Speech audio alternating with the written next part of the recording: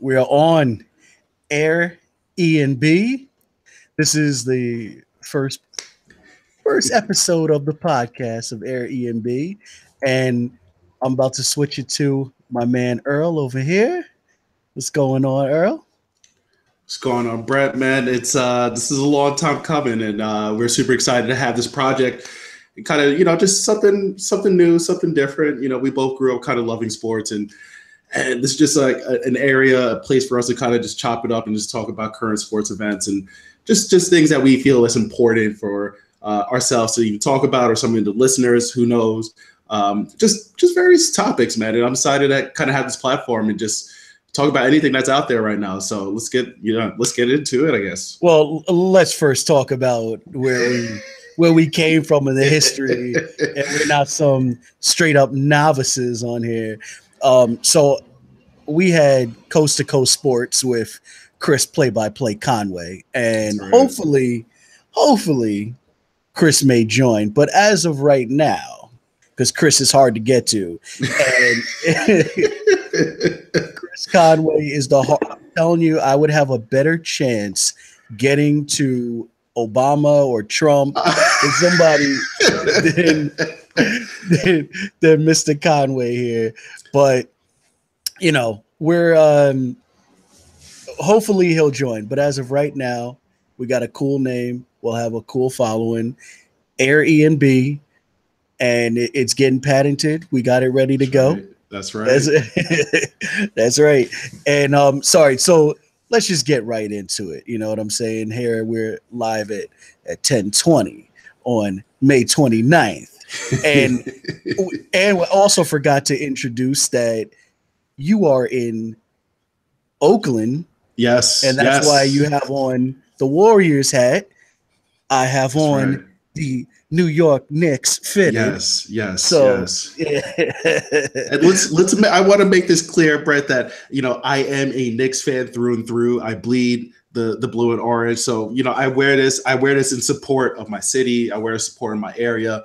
I love the Warriors, but I'm a Knicks fan first. So just want to get that out there. I just want to clear the air if there was any confusion from people. Well, we already know that. We already know you're a Knicks fan, but yes, you have to clear it for the people. But you have jumped on the bandwagon, and all of a sudden now you're so to speak fan and whatnot. See, if you could see a little behind me, you could see that way. Okay, I have Fashion Ave. Big picture Fashion Ave behind you. It's very classy, I must say. I try. I got some classy art behind me. I have to take the missus for contribution. I'm not going to take credit for that. So I was just about to say it was wifey that. Yeah, that she got this all done up. This is all her doing. So kudos to her. Okay, let's get right into it. Let's do it. So NBA Finals first. Mm-hmm. Let's talk about the failure of the Rockets. Let's first talk about that. Ooh, man. I mean, where do you want to start? It's you can look at this twofold, right? You look at somebody like a coach as Mike D'Antoni, who lives and dies by the 7 seconds or less, live or die by the three. Former Knicks coach, former Phoenix Suns coach, and so we've kind of seen this kind of cycle where he hasn't been able to kind of change and modify the game to the playoffs, because I'll tell you what works in the regular season doesn't always translate into the playoffs. And so I think sometimes we have an issue with certain coaches who are system coaches who, they stick with the system, live or die. But sometimes what happens is that teams can modify and adjust to that. And if you don't make adjustments to their adjustments, you're lost. And so I look at a team such as the Rockets, and you look at James Harden, you look at Eric Gordon, you look at all these other guys, right? I understand that they're prolific three-point shooters, but if you're going 0 for 27, you got to do something different. And you were starting to see James Harden drive into the basket a little bit more and kind of try to do that. But it's still, at the end of the day, they're still taking away too many three-point shots. It's just, it's great when they fall, but when they don't, you have to have a plan B. And that's the problem. There is no plan B. And James Harden, I mean, I mean, are you kidding me? Are you kidding me? This guy, first of all, the Rockets as a group missed 29 of their last 30 3-pointers. That's number one. And on top of that, you had Harden, if my math is correct, because I haven't checked out everything, but if I can remember, for the series 3-pointers, he went 6 of 36. 6 of 36. We know is horrible, but Harden, you said it correct that there is no plan B. It's let's just keep shooting threes. Now I understand if you have a team that is shooting a bunch of threes on you, that the only way you can eventually catch up if you don't have very good defense is threes as well. Yes. But yeah, that's the but. It's a big but. Yeah. But the problem is the reason the Warriors are so equipped is the fact that, and I'm glad that it was mentioned during the finals, during the conference finals, that they shoot more mid-range than 3-pointers, which shows they have another option when the threes aren't going.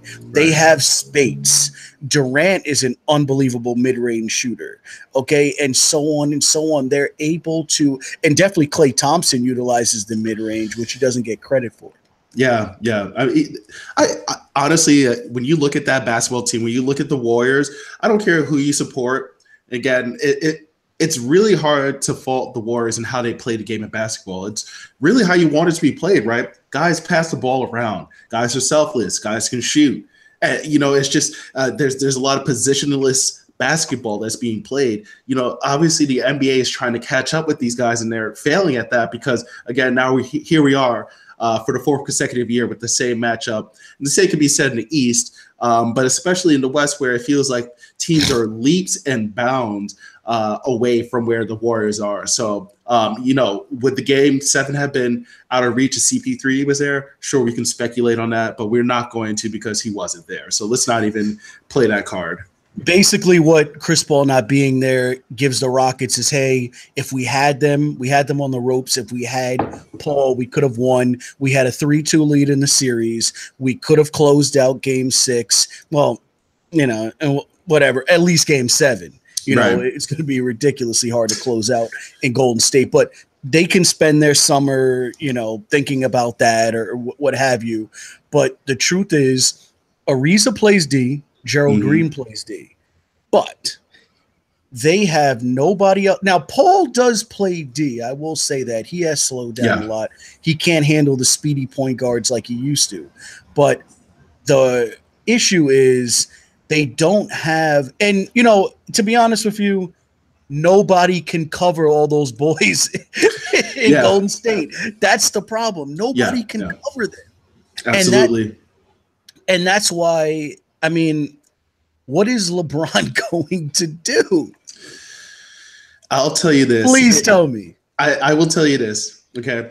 We talked about this off air previously, and I said, what's the percentage that you want to put on LeBron actually have an opportunity to actually upset the Warriors? I'll say this too. Okay. We touched on it for about 20 seconds, and I told you that we're going to save it for the podcast because we are going to discuss LeBron right now. So I'm going to pitch it to you. Okay. You say what you need to say. Go ahead. Okay. So, when I look at LeBron, right, what he has done this season alone, and we're just, if you want to separate the regular season, the playoffs, to play 82 games the way he plays the game is amazing in itself. So he's been able to modify himself to prevent injuries and also to have the ability for him to play, I think, an MVP season. Forget about what James Harden did this year.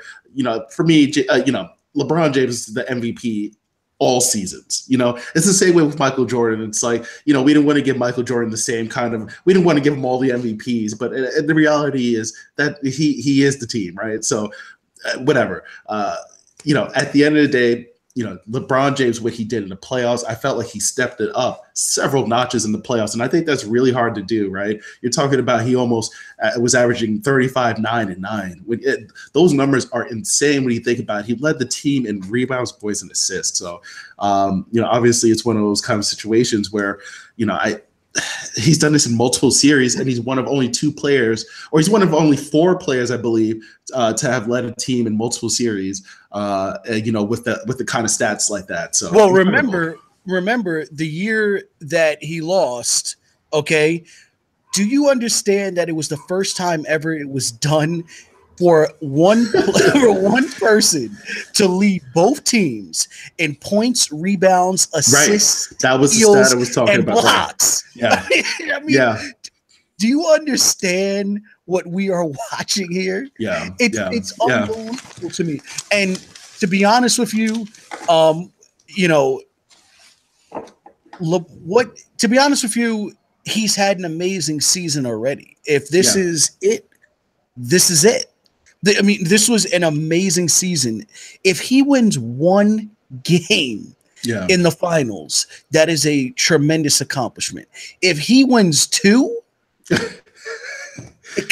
if he wins 2, first of all, I said 2 years ago that I didn't want to hear anything else about LeBron for the fact that he was down 3-1 against the team with the best record in NBA history, okay, and came back and won 3 straight games with that collection of bums minus, Kevin Love and Kyrie. Yeah. Yes. And the rest, the collection of bums that he had. And of course, if Durant was on the team, he would have no chance. Well, Durant is here now, and you saw what happened last year. And I'm not even going to go hard on what we're witnessing yet. Let's first talk about the chances in the series. Let's talk about how the Cavs can actually win. And then let's talk about that. Let me pitch it to you how they could actually win. Do you remember Tanya Harding and Nancy Kerrigan? he's gonna have to recruit some of those methods, take a couple of guys out in the parking lot in Oakland, man. But quick question, because I don't know the answer to this. Do you know what the real reason why Wade had to go? So I think it was when they did all these trades, right? They got Isaiah Thomas, Crowder, Wade. I think what was happening is that a lot of the teammates felt that their relationship was too close. Wade and LeBron James are inseparable. We know this. We see them all the time. They hang out, and so that caused a lot of friction with the current Cavs players. And let's be clear. Really, let's be clear. Wade's not at the same point in his career that he used to be when he was Flash, 5 years ago. That those years are done. And so I think it kind of caused a lot of friction in the locker room. And I think that's what a lot of the criticism with LeBron James is, right, is that, he manipulates the locker room, so to speak. He creates these super teams, and, he's the general manager and the coach, which I think is, a bunch of nonsense. But, this is another example where I think that relationship was just a little too close for a lot of people. And I think for the best teams, or for the best of the team, they decided that they were going to not just trade him, but they were going to trade him to a spot that he was comfortable at. So I think LeBron James pulling the strings back. And on the other end, it's just like, let's not just trade the guy, but let's trade him back to somewhere he would actually like to play, which is going back to Miami. Okay. Never mind. Move on, though. Let's go to, how do you think Cleveland actually has a chance in this? You know what? Clarkson, Nance, George Hill. Those are the names that we're going to have to remember, because those are the players that they picked up from that big trade, right? So LeBron is looking at these guys with the potential to say, hey, we're gonna need you guys to step up, more than you have in the past. Because I'll tell you what, maybe Clarkson will step up here and there. Maybe Nance Jr. will step out a game or two, but you've never had this kind of collective force all coming together. So I think it's going to be one of the things where it's got to be a collective unit effort. It can't be just LeBron putting up 35, 99, and that's just going to win, because that's not going to win. Because you know what? The Warriors are going to take that because it just shut everybody else down.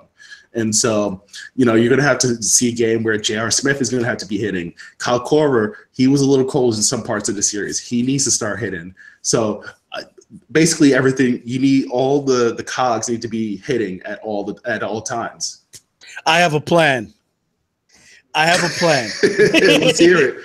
I have a plan, and this is the only way that they have a shot, okay? And then I have a backup plan to the plan. Okay. If this doesn't work, then that's it, okay?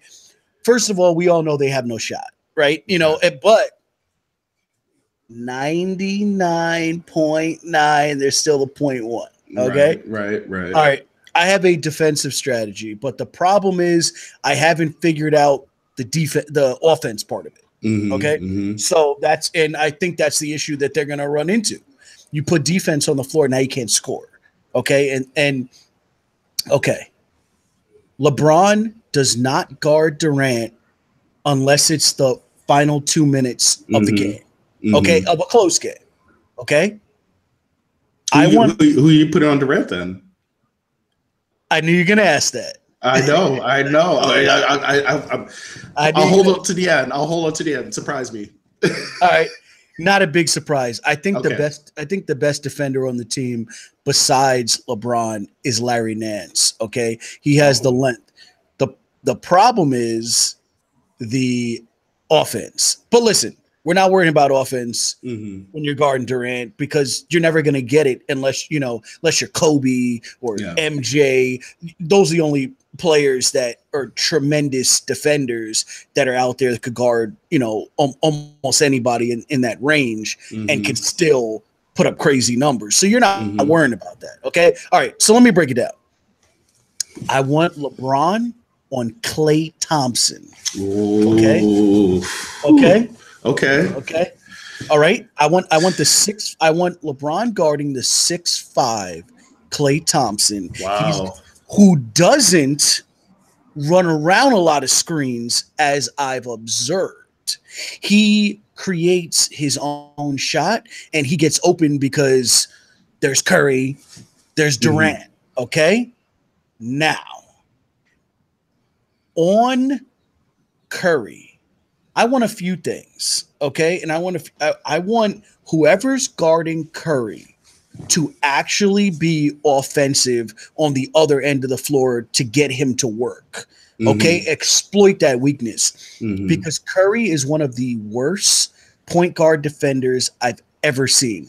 And now I know people are going to say he's serviceable. I'll say that. I think he's above average. He's above average defender. No, he's not. Okay. Listen, he is terrible. Okay. What he does, and this is why he led the league in steals, a year ago or 2 years ago, what have you. And he's always in the top 3 or 4 in steals. He goes off of his man and he plays the passing lanes, which is a skill. But he can. Let me ask you right now, because you're talking this above average nonsense or whatever, right? Okay. Kyrie Irving has the ball. Okay. Final shot for your life. Or is Curry even going to be in the top 20 point guards that you would even think of putting on him in the league right now? No. That's my point. Okay. That's my point. So yeah. All right. So let me just skip through. Okay. I want a collection of people on him and a collection of people that are bumping him and getting physical with him. George Hill. I don't want to see J.R. Smith on Steph Curry. I don't want to see this nonsense again in the finals. We need George Hill. And what is that? Your wifey's home? Yep, that's exactly what just happened. Yep. All right. Tell her to quiet down. There's a broadcast. I know. We got a broadcast here. We got a lot of noise over here. Get out of here. Tell her to give you the kiss later. Right. Sorry. So all right. So anyway, you know, so I want LeBron on Clay. I want Nance on Durant. I want whoever's in the game, whether it's going to be Kevin Love, Tristan Thompson, whoever on Draymond. I want Draymond to beat me. Okay. Yeah. But I want whoever is on Draymond to drift off and play that lane for when Curry drives. Okay. I want you playing off of Draymond. If you are going to lose this finals because Draymond Green has a great mid-range shot and a great 3-point shot, then we lost this finals. Too bad. See you next year. Okay. I'll lose on Draymond Green. He is not a consistent shooter, but I'll tell you right now, Durant is not going to do this to me. So now my other plan is every time Durant gets the ball inside of the arc, it's an immediate double team. Okay, so whoever is the farthest, whether it's the person on Draymond or whatnot, you're coming across, or whoever is that fifth, the fifth worst scorer, whatever, you're coming off of whoever you're on, and you're double teaming Durant, and you're getting the ball out of his hand so he can throw the ball to Draymond or Patrick McCaw or whoever else. That's who I'm losing to. Okay. I just, in theory, it sounds nice. I just, I feel like they do such a good job with the switches, right? The pick and rolls, where they just have the ability to. So maybe that's how they want to play their man. But then with the switch, it's like you have no choice but to just change with the position. So yeah, there's LeBron James back on. We are going over on every single switch. Yeah. I'm sorry. No. We're not. I'm sorry. We're not switching. Right. We're going over on every single pick and roll. We are going over. Okay. Now, when they come in, or they throw, we'll worry about that in the lane. Okay. Because remember, that off man, whoever's on Draymond or Spates or whoever else, is coming off. Now, Spates is a very good mid-range shooter, so we're not going to let him get hot like Horace Grant did on Orlando against the Bulls when they chose that they were going to leave him open because they couldn't guard Penny Hardaway and everybody else. Right. Now, just simply in 2 minutes, right? I'm sorry, in 15 seconds, how does Golden State going to beat Cleveland? Play their game. Move the ball. Yeah. That's it. Play their game. That's Move the ball. Yeah. I know it really is. It's only a few words that you need really to describe their game. That's it. But to continue to do what they have been doing. Yeah. Now let's finalize the NBA Finals. I have Warriors in 5. What about you? Wow. I'm gonna go in 6. You're giving LeBron 2 games. I will give him the 2 games. Yes, I will. I believe in the other parts somehow. I believe in the other parts. I feel like they might be able to somehow within themselves be able to snatch 1 game. I don't know. You have Cleveland winning 2, huh? I do. It's crazy.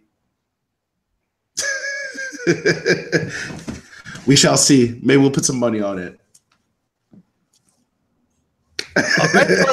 Put some money on it. Do you understand how much of an accomplishment that would be? I get it. And especially, again, I want you to understand, I think this roster is a little better than that roster in 2006, but I wrote it down because I need to conceptualize just how bad that 2006 Cavs roster was that made it to the finals. Do you remember how bad that team was? That was a collection of players that should not have been in the NBA. And that's a testament to LeBron's greatness. What was that? I think that was 2007, I think? 2006. Larry Hughes. Let me give you the start. Hold on. The best player on that team was Larry Hughes, and Ilgauskas was 77 at the time. Yes. Okay. Yes. Right? Yes. Okay. Then they had Boobie Drew Gibson. Gooden. You forgot about him. and Anderson Varejao. You forgot about those good plays. That's your starting five right there. Varejao.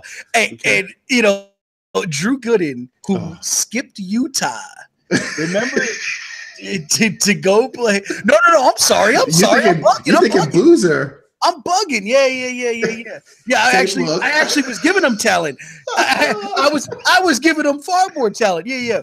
Boozer promised, and this is why LeBron always hated him. And Boozer was out of his mind. He promised, and LeBron is big with loyalty. And now listen to the viewers out there and the viewers who will see this on the rebroadcast. Okay, if you ever want to know a lot about LeBron and about his loyalty, check out this DVD or wherever you can find it. We all have certain sites nowadays. Right? Okay. There is it's the LeBron movie, which I saw in theaters when it came out. It's called More Than a Game. Okay. It shows his loyalty and how that decision in Miami was so similar to the decision that he made to go to St. Mary, St. Vincent. He went there instead of Akron because all his friends couldn't get into Akron and they were going to St. Mary, St. Vincent. That's why he went there. And fast forward, 10 years or so later, he made that same decision to go with his friends in Miami. Now, LeBron's loyalty was huge, and Boozer promised him, hey, I'm staying with you. And he went and he took the money and went to Utah and became the same one-dimensional player with a very fancy left hand through the middle, even though he was right-handed. Sorry, I'm just saying. Confused. I'm an NBA guru, so I know all these little nuances. And I also know, with Dwayne Wade, if even Dwayne Wade always liked to go left for big shots, and then he'd post up right on that little end by the free throw line and pop it. So, but anyway, getting back to that horrible team. Okay, I'm sorry. Continue. I'm going to give you now a couple more stats on that one. Okay, so not only this, but LeBron scored more than double than any player in the playoffs. Just so you can understand that is insane to think about. The next closest person to LeBron's 502 was Ilgauskas at 251 points. Okay, to think that he's almost doubling the point, or he did double the amount of points that he the next person. I think so. The Big Z was the second biggest scorer in the playoffs. Cleveland. Yes, and then Larry Hughes with 204. So, but again, for Cleveland, but you're facing San Antonio this is why this is so similar now, because San Antonio had Ginobili, Tony Parker, and Ginobili. I just joke around. I say Ginobili. Tony Parker. You had Tim A. Okay. Bruce Bowen was on that team. You ever defend that video? You had no chance. Bruce Bowen, Mr. Slide my foot underneath your foot. Oh man, when you're coming down, and I don't know what happened. Seriously, it's fine. I saw Bruce Bowen on a flight going down to Houston like 5 years ago. He was flying, wasn't even flying first class. I think he was doing straight commercial, man, just business or business economy or whatever it is. Get out of here! I swear to you, I'm like, Bruce, come on. I'm only like 4 seats behind him, like. And then didn't you ran into somebody else recently, right? I did see Barry Bonds the other day doing a photo op, so that was pretty awesome. I saw him in that. He was there for a public appearance, so I can't say that it was just him being there for the good of his heart. But the fact of the matter is, he was out there and got to take a picture with one of the greats. For those of you who don't know, Earl's a big baller. I don't want to get into his personal life, but Barry Bonds was in his office and took a picture with him on a baseball mound. They're just hanging out. Love it. He's looking good. He's looking slim, right? I mean, I showed you the picture, man. He's it's amazing what taking some things out of your life will change your muscle mass and lean body fat, so to speak. Well, but You said Bonds. You said he's swimming and cycling. Doing all of that. Yeah. He's a lot of cardio on his life. Is this the same club that you go to? No, it's not. I wish. Different club. Yeah, whatever. You know, I'm gonna get that picture on this broadcast, or I'm gonna get that on there. Barry, listen, let me tell you, I showed that picture to people, and they were like, "Well, who's that?" I know. Well, baseball players don't have the same recognizability. That's just at the end of the day what it is. We don't. No, it's not. It's the fact that he's off the roids. Wow. Allegedly, and he's the same weight that he was when he was 21. That's why. I know. Yeah, I mean, yeah. The crazy thing is, like, when you look at his numbers after those, the year that he smashed the single season record. His numbers are insane. His OB, his on base percentage is crazy. Ruffian numbers. Yeah, absolutely nuts. So yeah, he fell off a little bit in terms of what his home run totals were, but in terms of the other percentages, man, it's just off the chart. The charts, the numbers are crazy. The on base, I forget about it. How many times he was walked more than Babe Ruth one year? Yeah. I mean, there was a certain point where even when he was being intentionally walked. He still hit 70-something home runs that year. So 73. And finished his career with 762, if I'm correct. 762, I believe. Yeah. But anyway, get him back though. Get him back. Let's not diverge too much. Now let's get to the coveted debate. Mm-hmm. Okay. All right, because we don't plan to have a long broadcast here. Mm-hmm. So we're wrapping up, within the next 10 minutes. Let's finish at 11. How's that? Okay. Cool. Sounds good to me. All right. Sounds good. We will get to the NFL kneeling. So let's do that. But the LeBron Michael Jordan debate, which has been posted. Okay. You had, if you want some very good LeBron MJ debate, you're going to get it right here. Yeah. Okay. In the next 5 minutes. But check out Tracy McGrady. Check out my man Jalen Rose. That's on YouTube. They had some big debates.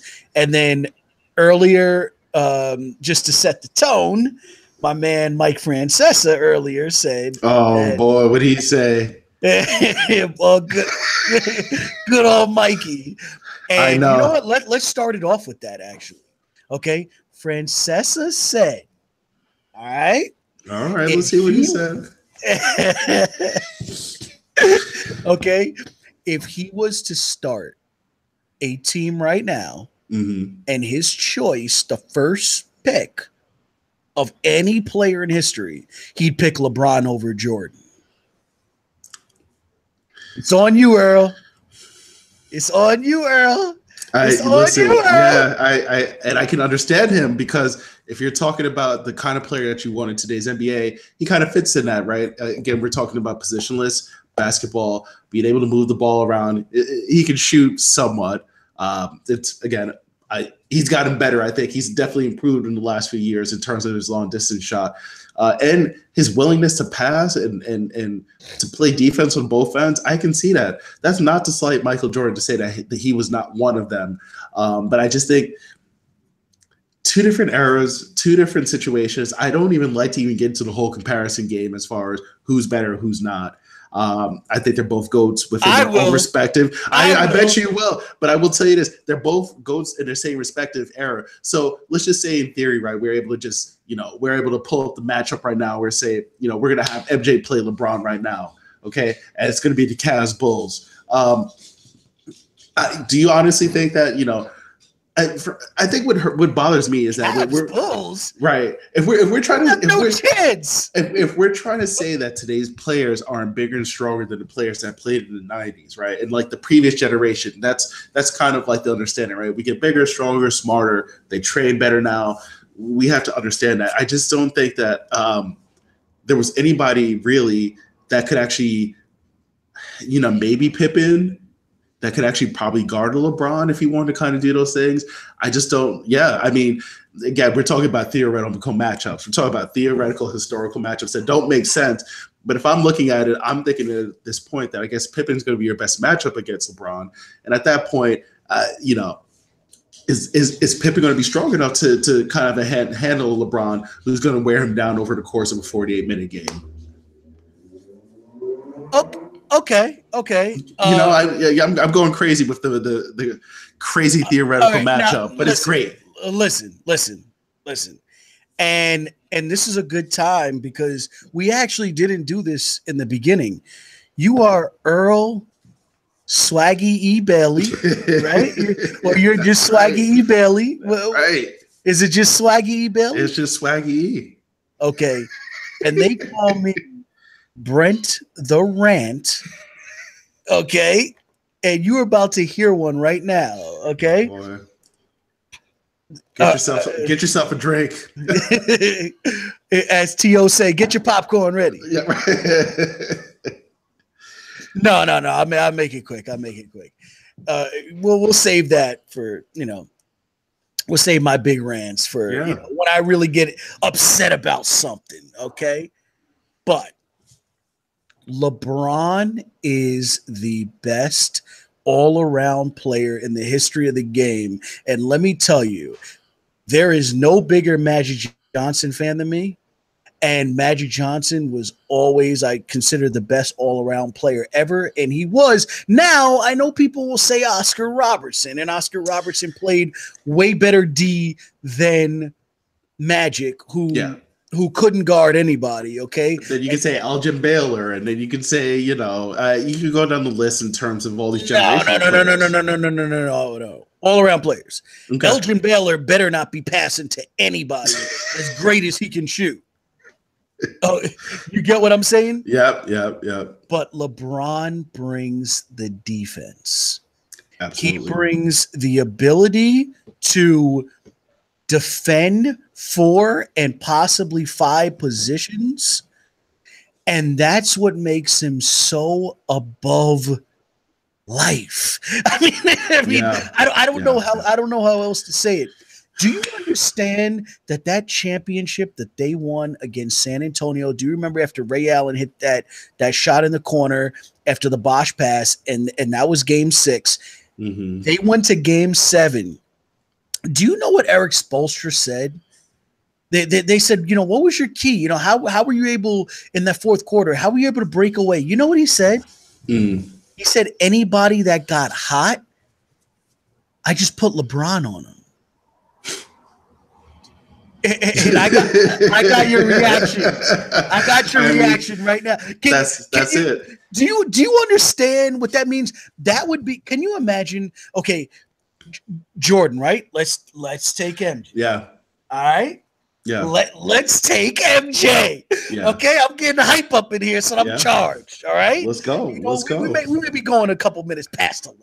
All right, so I'm getting hyped and charged up in here. Okay.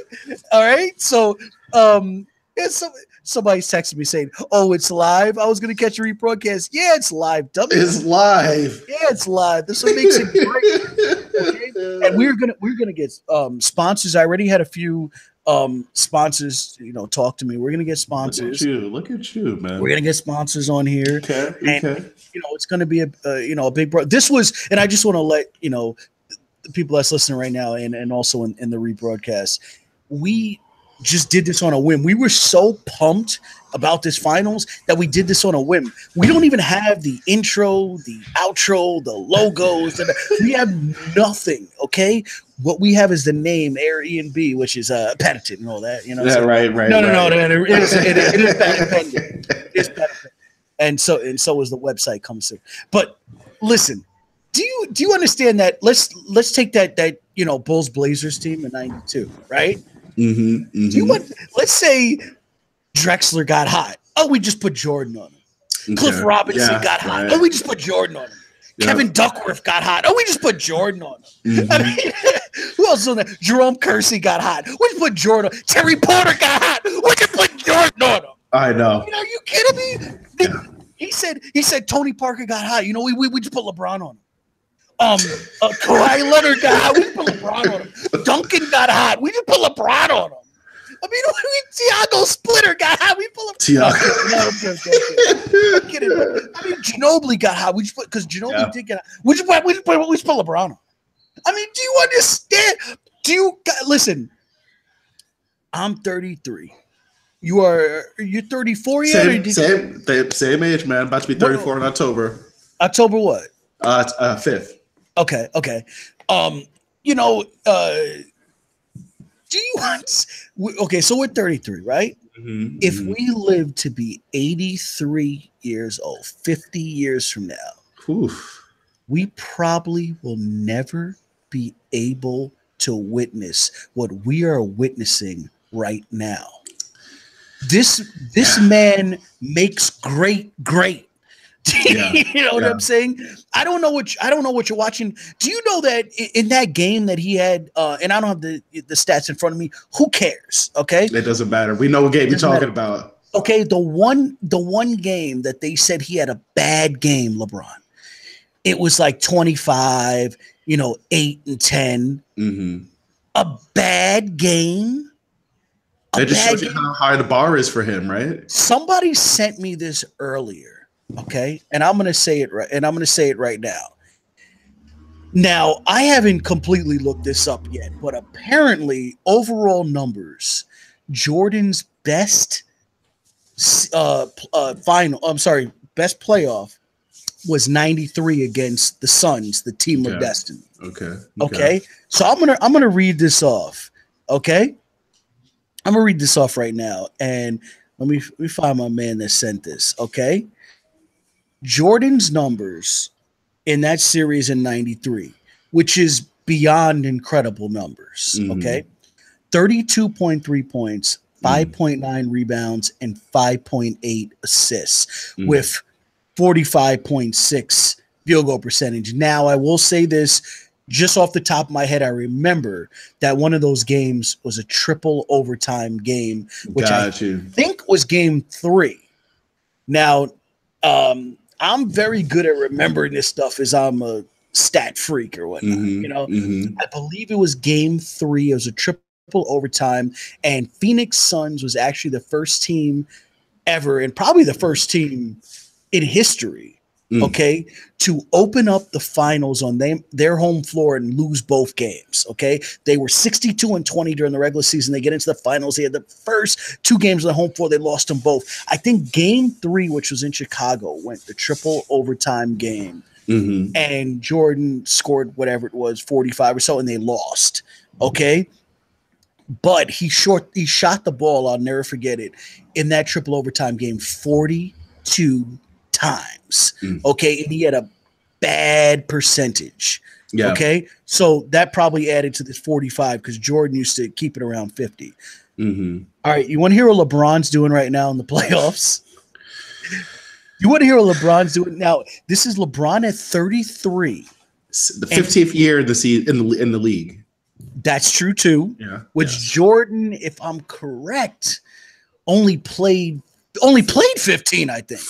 I was going to say 14, but you're probably about right. Yeah. He played 2 with the Wizards. He played 84 to 93. So that is 6. That's 9. And then he came back for 3 more. That's 12 and 2 with the Wizards. I think you're right. 14. Yeah. Okay. You're right. 14. Okay. So LeBron's already played 15. Plus he's older. When Jordan was doing this, he was 30. Well, yeah, I guess 31, 32. Well, they did college. Okay, all right. So they're about the same age. They're about the same age. All right, okay. But obviously, LeBron is more wear and tear, right? LeBron right now is averaging 33.7 to Jordan's 32.3, 8.7 rebounds to Jordan's 5.9, and 9 assists on the dot to Jordan's 5.8, which I understand he's a way better all-around player, so those numbers, but still. But the field goal percentage is 55. 55. And think about it, 9 assists to those bums he calls his teammates. Can you imagine that? That who is he passing the ball to, and that he's able to get 9 assists a game, which means that at some points he's averaged 13 a game, 12 in order to get that 9. So it's insane to think that he's the kind of player that, he's going to be unselfish enough to pass the ball around, and he needs his teammates to do it. He's not going to be the kind of guy He's going to be a Russell Westbrook who's going to make 50 points and just sit there and just kind of dominate the game, so to speak. But he controls it in other ways with the passing, like you said it. This man won Game 7 in Boston with no Kevin Love. This guy is out there with Jeff Green, who almost died 5 years ago. That's right. Okay. He's out there with J.R. Smith, Kyle Korver, Tristan Thompson. I think Tristan Thompson is averaging 6 points for the series. Okay? Kyle Korver is 37 years old, mind you. Yeah, he's a young 37. I will say that. But I mean, he can't guard me, but he's out there. He's out there to catch and shoot. That's right. Whatever. But once again, the defense. Do you understand? Yes, Boston, and they're going to be incredible next year. But they lost Kyrie Irving. They lost Kevin. Next 10 years. Irving, lost Gordon Hayward. Okay, but they were still out there with Jaylen Brown, Horford, and Tatum. Okay, along with Rozier and Marcus Smart. Can you imagine if LeBron had those guys? If LeBron had that supporting cast, we would be talking about him potentially beating the Warriors because he's so good and they have fresh legs and they are young and so talented. Yeah. And he's got Marcus Morris and he beat those guys. Listen, I'm sorry. I don't know what you guys out there are watching, and this is to the LeBron haters out there. There's a lot of them. Say that again. There's a lot of them. Thank you. No, I heard you. I want you to say it louder. That's right. Okay. I don't know what you're looking at, but like I said, if we live to be 80 years old, 83, whatever, we may never see anything like this again. Please, I'm begging you, I'm pleading with you, and any religion that you are, okay, please just witness this greatness and appreciate it. Yes. Thank you. And he's got no chance in this finals. I don't know what he's going to do next year. That's for another broadcast. I will tell you this. If he pulls this one off, I don't think he has to win another championship ever. He doesn't have to win another now anyway. What he did, like I said, what he did with that 73-9 team winning 3 straight, that's it. Yeah. Yeah. Okay. Now, just to finish off, if I had the chance between LeBron or Jordan picking a team, I do agree with Francesa. I would probably go LeBron only for the reason that it leaves you so much flexibility. You know that you can defend 4 positions, or you have a player that you can move to 4 positions. Mm-hmm. Whereas Jordan, he can defend 2 positions and he could only play 1, maybe 2. So he could defend, shoot, and he did play small forward on the Wizards, but he weighed 225. But you have shooting guard, you have small forward, he can defend. Jordan's problem, which was actually the problem with the Dream Team, okay? Yep. They can't. Jordan could not defend speedy guards. He would have a terrible time with John Wall or Russell Westbrook. Oh my goodness! Yeah, he couldn't even stay in front of him. I mean, yeah. And Jordan is incredibly athletic, but we're talking about Can you imagine? Listen, I'll sum up this just to LeBron's greatness, right? LeBron could guard Tony Parker and Steph Curry. Jordan's got no shot, and LeBron's 6'9", 260. Jordan was 6'6", 200. Yeah. Yeah. Okay, that shows you, okay? And I will say this, the big difference as we're wrapping up, let's wrap up in, the next 4 or 5 minutes. Mm-hmm. I will say this, okay?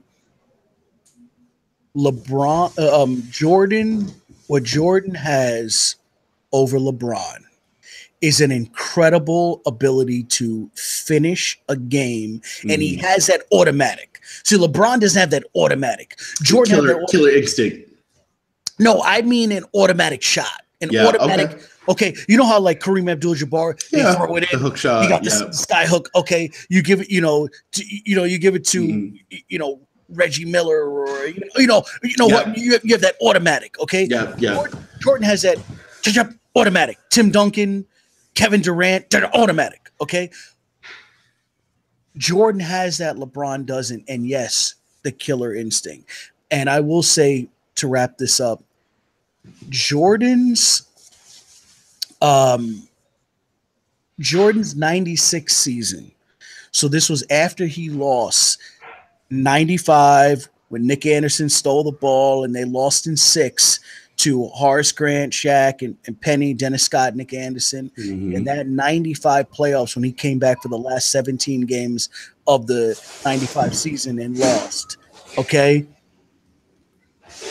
MJ had to listen to an entire summer of he's done, he's too old, he can't do it anymore. The players have gotten bigger than him, they've gotten better than him. He had to listen to it. It's over. All the great ones fall. He had to listen to an entire summer of this. And when he came back, that was the most focused I've ever seen an athlete for that long a period of time. Okay, for an entire NBA season going into the playoffs. Okay, that was the most focused I've ever seen any athlete ever. That goes for Tiger Woods, who probably be the closest. That goes for Tim, even Tim Duncan. That who else can I think of? Kobe, Magic. That was the most focused I've ever seen an athlete. And Steve Kerr said there was several times during that 72-10 season that they were going to lose 3 or 4 games. And if you look at the 10 teams they lost to, some of them were like, huh? Like it's like, what's happening here? They were like, huh? They lost it. But Jordan did say that the thing is with facing bad teams early in the season is they don't know they're bad yet because their record doesn't tell them that. And they go out there and they're all, they're pumped up and you lose. But Steve Kerr said recently that Jordan willed that they were willing to take an L because they knew they had it. They were going to get first. Who else was going to get first? They knew they were going to get first. Who cares? And Jordan said, no, we're winning this game. And he went out there and single-handedly on both ends of the floor won those games. He said he can remember three or 4 games like that during the season, and they finished at 72-10. But that's what Jordan has. He has a killer instinct that if he's up 10, LeBron, you'll see him, he'll laugh, he'll joke. With Jordan, there was none of that. If he's up 15 with 3 minutes left, he wants to be up 30. And he never let up. And if you gave him any type of motivation like the Knicks or Van Gundy or George Karl in Seattle saying that MJ was finished and that he had to cater his game and drift away into the sunset, he destroyed him. And at the end of those games, definitely with Van Gundy, he screaming at him. Screaming out, you think I'm done? He's the reason I just dropped 45 on you, And he used to kill us every day, every game. He would kill us, man. The Knicks. Don't say us. Yeah. Don't say us. I was a Jordan fan. I was going for the Bulls. Okay. Right. Well, I will say next broadcast, I'm wearing my Bulls hat, but I'm not a Bulls fan anymore. I'm a Jordan fan. And you know what? Let's end this. Let's save the NFL kneeling, in our opinion. Perfect. Let's save it for another broadcast. Yep. Let's end it. Let's end it here. And I'm glad we covered so much. And I can't believe we've been on for almost an hour. That's crazy. So let's about an hour, right? Yeah, I can't believe that flew by. But when you have the type of chemistry, when you have that type of chemistry with Swaggy E. Bailey and Brent Durant and Air EnB, that's what happens. That's what happens. Look at you just laughing. All right, let's end it. I love it. You lost of words. All right, so we'll be back and we'll have this finalized for the rebroadcast, and we'll have episode 2 coming soon. It'll be NFL kneeling, and I guess you know what? How about we do it after game 1? Okay, so Thursday or Friday? Well, Thursday's game 1, so we could do it right after game 1, or we could do it Friday after we've kind of seen the results and kind of slept on it. So it's up to you. You're a smart man. So, okay. You're a smart man. It would have to be. It would have to be Friday, Earl. Let's do it Friday. Oh, right, because we're not going to stay up late and observe. Friday it is. Who's going to be listening to us at midnight? I mean, we got foreign listeners too, right? What about our Hong Kong listeners? They're tuning in right now. So you got somebody from Hong Kong? I don't know. They're out there. Well, we'll see what happens with the rebroadcast, but we have a lot coming. Like I said, we have sponsors in the mix, but it'll be, there's a lot coming. Okay, there's a lot coming. Sorry. So for Brent the Rant and Swaggy E. Bailey, okay, we're closing out, and we'll see you next time. Deuces.